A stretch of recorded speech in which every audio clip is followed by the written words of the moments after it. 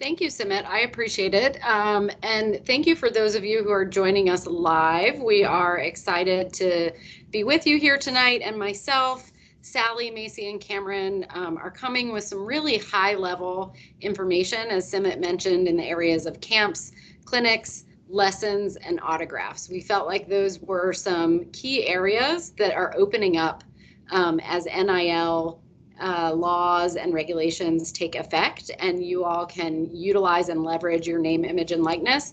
Those areas are some key ones that you might want to take advantage of. So we are going to keep it relatively high level in the presentation portion.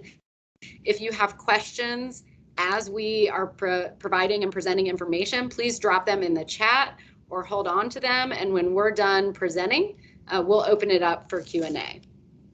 So with that, I will jump right in to camps, clinics, and lessons. You're likely familiar with all of those things, but we wanted to cover first what's changing. Right now, through June 30th, your involvement in camps and clinics remains unchanged. And what that means is that you can work at an institutional camp like Georgia Tech. You can be an employee at Georgia Tech's camp or another camp, but you are not able right now to host your own camp or clinic. That is one of the key things that is changing with the Georgia state law taking effect on July 1st. Following that date, so beginning on July 1, you will be able to host your own camps. You can own your own camps. You can lend your name to a camp, your image, or your likeness. And we want to walk through sort of what that means for you. So hosting your own camp and clinic comes with lots more freedom than you have now, but it also comes with some responsibility. And so in a few minutes, we'll talk through what those guidelines might be if you were hosting a camp on Georgia Tech's campus. It also comes, as I mentioned, with the ability to now, beginning July 1, use your name, image, and likeness to advertise your camp. And so that's something that is changing for you. The same thing is true of lessons. Up through now and until June 30th, you are allowed and permitted to provide playing lessons. So if you are a gymnast like myself, you would be able to give gymnastics lessons to little kids or even prospective student athletes, but you're not able to advertise that. So if you've ever worked with the compliance office on, it's called Fee for Lessons, you would know that you can provide those lessons, but you cannot advertise and you cannot use Georgia Tech's campus to provide those lessons. So that's pretty restrictive. What's changing is that you'll now be able to advertise. You can use your name, image, and likeness to get the word out that you are able to give lessons. You also would be able to use Georgia Tech's facilities, but as you can see on the slide, there are some requirements that come with that. You would have to pay the normal rental rate for Georgia Tech facilities if you were using them. And as far as advertisements go, for both camps and clinics and lessons, while you can use your own name, image, and likeness to advertise those things, you would not be able to use Georgia Tech marks. And that really means Georgia Tech logos. You would not be able to use the Block GT or any of our other logos to advertise your camps and clinics or your playing lessons. So that's one key area that we thought might be of interest to you in the age of NIL. I mentioned that we have some tools and some help in decoding if you were to host a camp or a clinic on Georgia Tech's campus, what those regulations might look like. So I'm going to turn it over to Sally Robertson, who directs the Georgia Tech Youth Programs policy and requirements, and she's going to provide you with a summary of, again, if you were to host activities on our campus, what that might look like. Thanks, Shoshana. Yeah, and I'll keep this pretty high level. If you have specific questions, you're more than welcome to ask at the end. But generally speaking, I bet many of you have are familiar with your coaches' camps that take place over the summer, or maybe you've even worked at one of them. But if you were to host your own camp, like your coach's camp, it would be you would be considered a third-party entity that is separate from the institute. And so in order to do that, you would need to incorporate your name or whatever you would title your camp as its own legal organization, and that is done through the Secretary of State's office, and there are things that go along with that. But in order to have your camp on campus, all of the youth programs must comply with the youth programs policy. And the policy requires everyone that comes in contact with minors and kids that you're coaching to be background checked. You have to take a training course for how to protect youth. You also need to fill out and complete your facilities rental agreement, and that allows you to rent the facility. And then incorporated in that is also requirements for insurance. And there are specific youth program insurance requirements that are for protecting minors. So those are some of the things that you'll need to think about if you decide that that is something that you're interested in. So I think those are probably the big ticket items, but if there are any other questions, I'm happy to answer those at a later date. Thank you, Sally. I think you covered a lot of really important pieces of information. So as Sally mentioned, for all of our coaches or other outside groups that rent Georgia Tech's facilities to host camps, those are all of the requirements that they have to fulfill before they can put that camp on. Insurance is probably one of the most important, in addition to background checks and training, because insurance protects you should something happen with your camp. So similar to car insurance or rental insurance, if you're familiar with those, that should something happen, should someone become injured, should someone lose something, anything that can happen during a camp, that insurance is going to protect you financially from whatever has occurred. And so even if you're thinking about hosting a camp and doing it off of Georgia Tech's campus, where you might find a cheaper facility or you have access to a different facility, we still urge you to look into insurance coverage, whatever the rental policies are for that facility, even if it's a public park. Oftentimes there are either laws or regulations about using those facilities, and then also look into those state laws here in Georgia or wherever, whatever location you're looking to host those camps, because it's really important that you know what you're looking at, what the regulations are, and that you protect yourself and that entity with insurance. So as Sally mentioned, we'll be happy to answer any questions we can, but those are some high-level tips and things to be aware of as you look into possibly hosting camps, clinics, or lessons.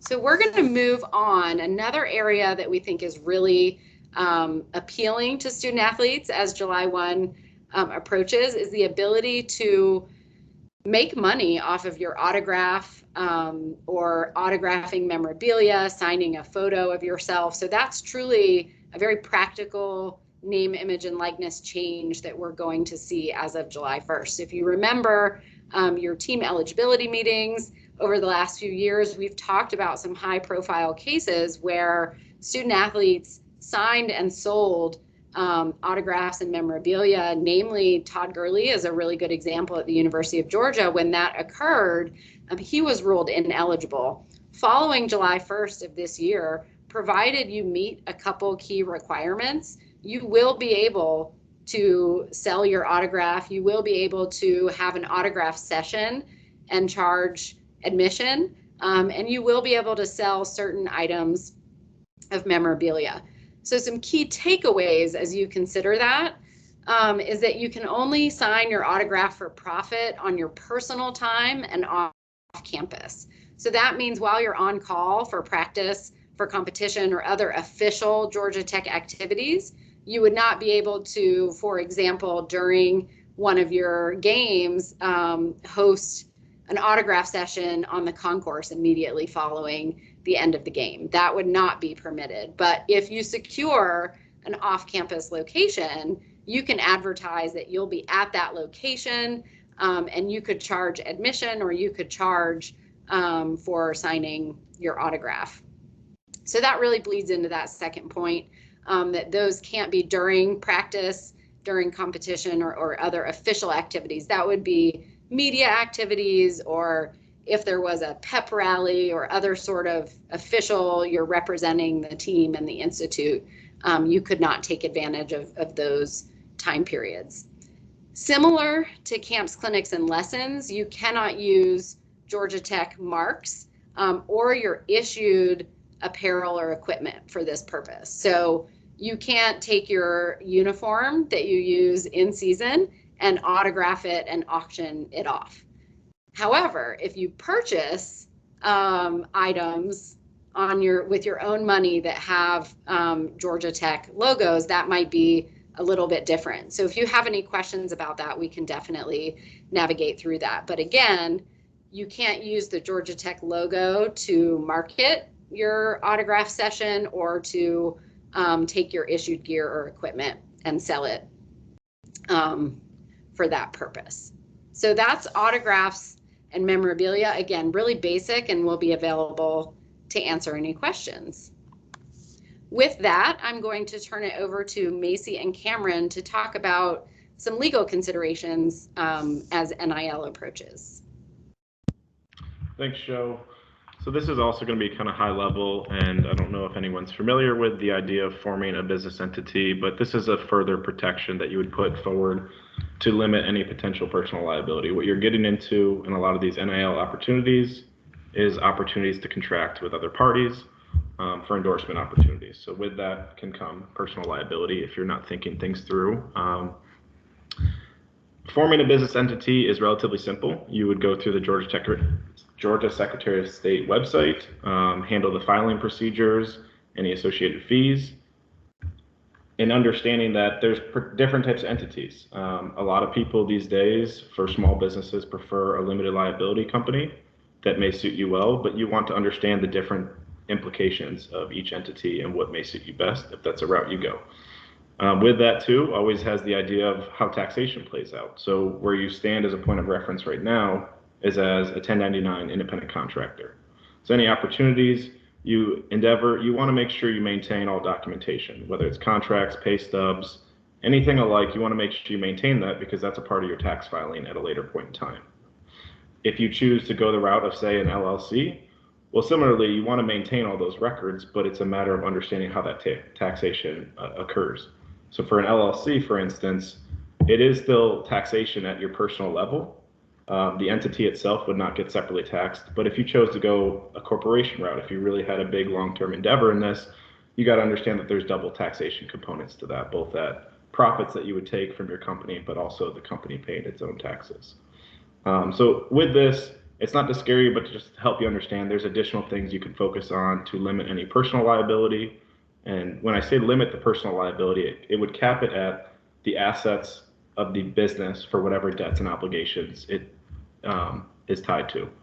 And so you additionally want to understand too, if you're in a particular county, whether a business license is needed to operate in that space as well. Just things you want to keep in mind at the state level. Obviously, we're here to help, but these are things you're going to need to walk through yourself as well as you continue contracting with third parties. And with that, I'll hand it over to Macy. I'm having trouble with the chat, but we have some resources for you guys too. So I'm going to send some links because we are talking at such a high level and it's just a lot to take in. So just know that we'll be sending some extra stuff for you to dive in further on your own. But as Cameron was kind of mentioning, he touched on the business formation, and even Sally mentioned it. The Secretary of State is going to be something that you should be familiar with. They do a lot, and not only for your business entity, but what we're going to talk about even further with agents. But first, this is kind of just a high-level tidbit to keep in mind is that the Federal Trade Commission, the FTC, regulates the social media influencer space. So all those ads you see on Instagram, you'll see, hashtag ad or all those other sponsored kind of things in the little chat box and all of that. So just keep in mind, you will be held responsible if you're going to be doing any sort of social media influencing. You are responsible for keeping up with that law and all their guidelines. And even if you sign probably with a brand, that's going to be in your contract. So you'd be almost held liable on 2 levels with your company you signed with, because they'd be holding you to that you'd be following the law, and then with the FTC itself. So I will attach, they have a really good kind of infographic that kind of gives you some do's and don'ts when it comes to your social media posts and your advertising. And then for the Georgia law, particularly, and this is subject to change if other things come into play, but for the Georgia law, if you're going to be represented by an agent or an attorney, the agent must be a licensed athlete agent, and the Secretary of State handles professional licensing. So you can search in the search box, and I can give you the link to make sure that if someone approaches you and then claims they're an athlete agent, that they are registered in the state of Georgia. And that's accordance with the law. And also if it's an attorney, that they are licensed in the state of Georgia. And we are in kind of a database on the Georgia Bar's website, and I will provide that link as well. But those things are important. You want to verify. Not everyone can just come out of the woodwork and say they want to represent you in your endeavors. You need to make sure that they are qualified and that they are following the law, that they are actually licensed and registered and following all the things they need to do to protect you and themselves. So those are just some tips and tricks. I'm happy to answer questions to go further, but once we figure out how to get those links to you, we'll send those out.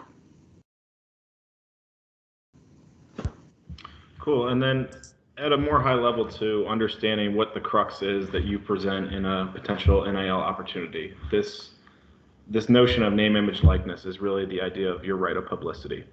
This right prevents the unauthorized use of someone else commercializing your name, image, and likeness. It does not include the idea that editorial pieces are a misuse of your right.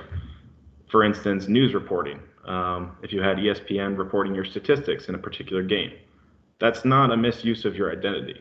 Those are facts that are available to news reporting sources. To take it on the flip side, sometimes people don't realize name, image, likeness can be as broad as this player is known for his stinky feet, or James Harden with his beard. People know him by the beard. Like, it can take different elements of your persona. It just depends what type of player you are and what types of personality you have on the court or on the field. Understanding this in a contract is very important, because this is a large level of what you're negotiating for. What you would be compensated for is understanding your value and your name, image, and likeness. So understanding this, you are ultimately granting someone else the use. As it stands right now, you have the exclusive use.